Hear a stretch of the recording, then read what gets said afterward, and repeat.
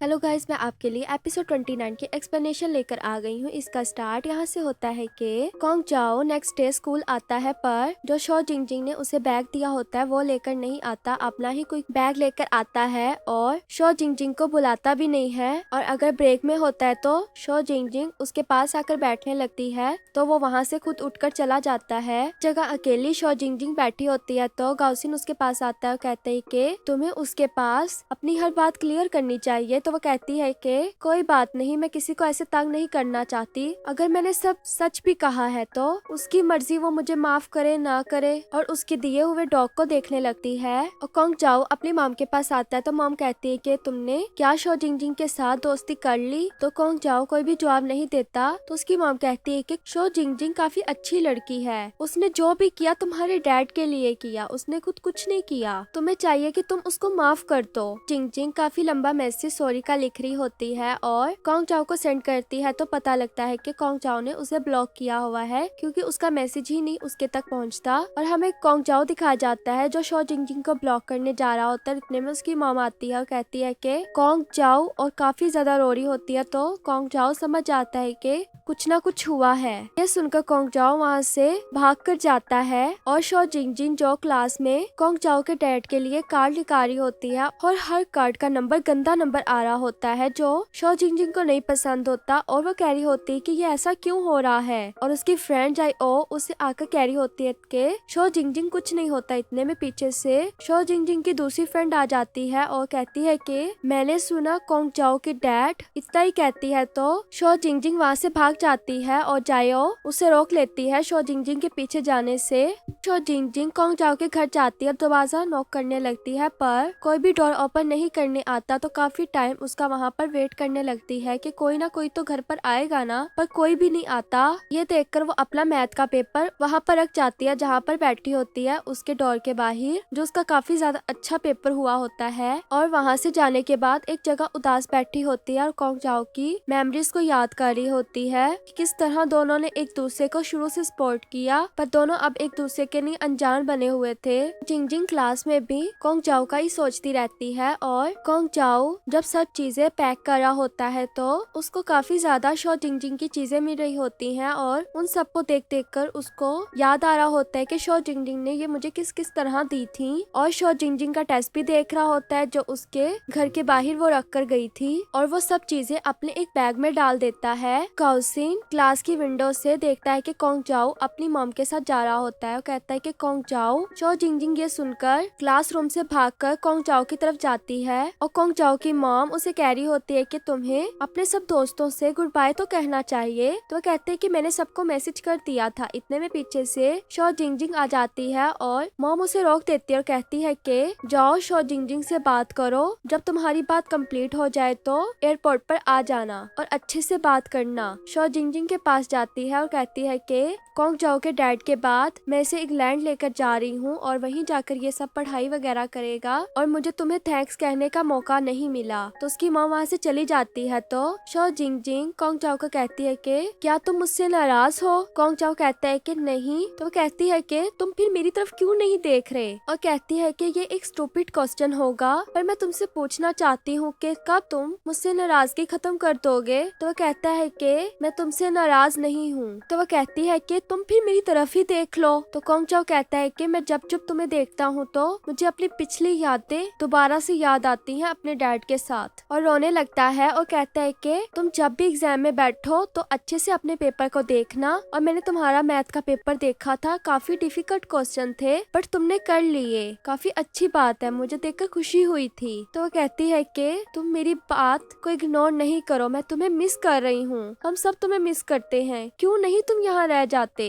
पर वो उसकी बातों को इग्नोर करके वहाँ से चला जाता है, कहता है कि मैं जाने लगा हूँ। पीछे से सारी क्लास आ जाती है और शो जिंगजिंग उसे कहने लगती है कि हमने एक दूसरे से कहा था कि जो फेल होगा वो दूसरे का डॉग बनेगा, तो तुम मेरे डॉग बन गए हो और तुम किस तरह एग्जाम को छोड़ सकते हो। वो कह रही होती है कि तुम मुझे छोड़कर इस तरह नहीं जा सकते। तो शो जिंगजिंग की दोस्तें उसे आकर चुप करवाने लगती हैं। घर आकर शो जिंगजिंग ने अपने आप को एक रूम में बंद किया होता है और डैड के बुलाने पर भी शो जिंगजिंग नहीं आती। तो उसकी मॉम ट्राई करती है, कहती है कि कॉन्ग जाओ की तरफ से एक बॉक्स आया है। ये सुनकर जल्दी से वो रूम का का डोर ओपन करती है और कहती है कि वो बॉक्स कहाँ है। तो उसकी मॉम कहती है कि लिविंग रूम में है, और वो बॉक्स को अपने रूम में लेकर बैठी होती है। और ओपन करने पर एक बुक के अंदर से एक लेटर गिरता है और वो लेटर को पढ़ने लगती है। तो कॉन्ग जाओ ने उस पर लिखा होता है कि ये बॉक्स तुम्हें मेरे यहाँ से जाने के बाद मिला होगा, और मैं तुम्हें इसलिए नहीं देख पा रहा था। पता नहीं, मुझे खुद में एक गिल्टी फील होता है। मैं तुम पर क्यों इतना चीखा था। मैंने अपने आप को इमेच्योर फील किया था। मुझे ऐसा नहीं करना चाहिए था तुम्हारे साथ, पर मैं तुम्हें अब फेस भी नहीं कर सकता। मेरे अंदर इतनी कैपेसिटी नहीं है कि तुम्हें फेस करूं। और मैंने तुम्हारे लिए कुछ बुक्स और कॉपीज अपनी भेजी हैं जो मैं पिछले 3 साल से यूज कर रहा था, और ये तुम्हारे लिए काफी ज्यादा इम्पोर्टेंट होंगी क्योंकि मैंने मुश्किल क्वेश्चंस को यहाँ आसान करके किया हुआ है। कॉन्ग जाओ और उसकी मॉम वहाँ से चले जाते हैं, और शो जिंगजिंग उस लेटर और चीजों को देखने के बाद रो रही होती है और कॉन्ग जाओ की नोटबुक्स को ही यूज करके पढ़ रही होती है और किसी को नहीं बुलाती। यहाँ तक कि लाइब्रेरी वाली भी आकर कहती है कि लाइब्रेरी का टाइम खत्म हो गया है, अब तुम्हें घर जाना चाहिए। और एग्जाम से एक दिन पहले इनका स्कूल में लास्ट डे होता है, और मैम आकर इनके साथ बातें वगैरह कर रही होती है और कह रही होती है कि तुम लोगों ने एग्जाम के बाद एक दूसरे से क्वेश्चन वगैरह शेयर नहीं करने। तुम लोग के मे बी आंसर रॉन्ग हो, पर तुम लोगों ने पहले से टेंशन नहीं लेनी। और बच्चे रोने लगते हैं कि मैम आप हमें छोड़कर अब जा रही हैं और हम आपको छोड़कर जा रहे हैं। तो मैम कहती है कि इतना ज्यादा इमोशनल नहीं होना, मुझे भी रोना आ जाएगा।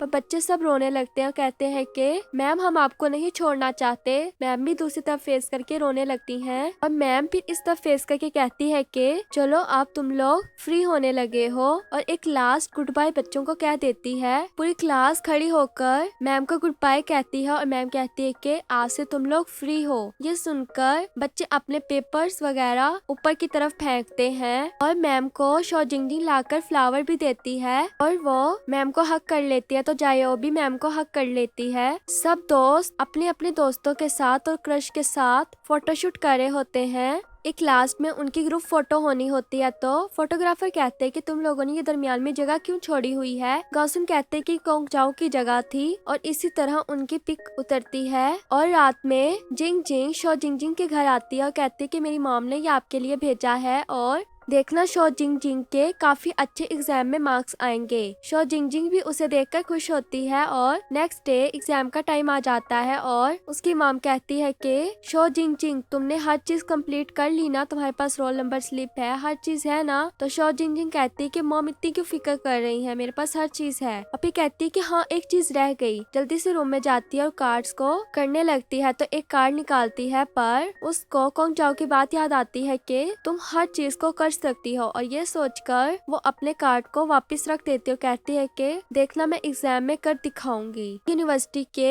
एग्जाम में बैठी होती है और एग्जाम स्टार्ट हो जाता है। एग्जाम से काफी टाइम गुजर जाता है, तो उसका रिजल्ट आ जाता है, और रिजल्ट निकालने के लिए वो अपनी फुल इंफॉर्मेशन डाल रही होती है और कॉन्ग जाओ की पिक की तरफ देखती है। इतने में वो अपना रिजल्ट देखने के लिए इंटर नहीं कर रही होती, तो शो जिंग की इमेजिनेशन में कॉन्ग जाओ उसके पास आ जाता है और उसको आकर क्लिक करने को कहता है। इतने में बाहर से आवाज आ जाती है कि ये इतने ज्यादा कार्ड्स इस सोफे के अंदर क्यों हैं। ये सुनकर जल्दी से शो जिंग अपने पास पड़े सब कार्ड्स देखने लगती है, तो उन कार्ड्स में सिर्फ 7 और Q होता है, जिसको शो जिंग लकी मानती है। और ये सब कॉन्ग जाओ ने शो जिंग के लिए किया हुआ था कि ये जो भी कार्ड निकाले इसमें 7 और Q ही होना चाहिए हमेशा। ये देखकर शो जिंग रो रही होती है और अपने रूम से भागकर बाहर चली जाती है, और उसे भागकर जाता देखकर जल्दी से उसके पेरेंट्स दोनों उसके रूम में जाते हैं कि इसका क्या रिजल्ट आया है। और रूम में जाकर जब रिजल्ट देखते हैं तो